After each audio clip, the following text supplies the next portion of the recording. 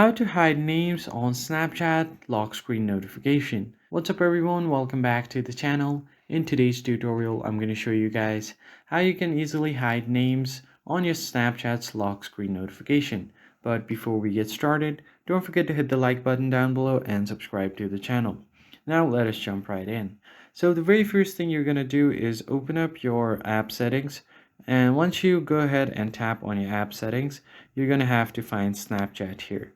So just search for it as Snapchat, tap on it, and once you land on the Snapchat page, head over to permissions and turn on the permissions like this.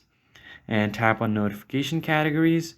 You can change your notification categories from here as well. So just tap on it, and on the lock screen, if it is set to hide content, then what you're going to do is go back to your main notification settings. So go back to your settings menu, head over to notifications, and then from here tap on lock screen notification.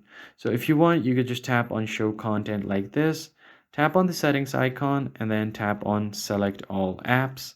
And after doing this, go back and head over to Snapchat's notification again, scroll down until you find the app settings, and then head over to Snapchat. So I'm just going to search for Snapchat, and on this notification section now, you're going to go ahead and manage the notification categories.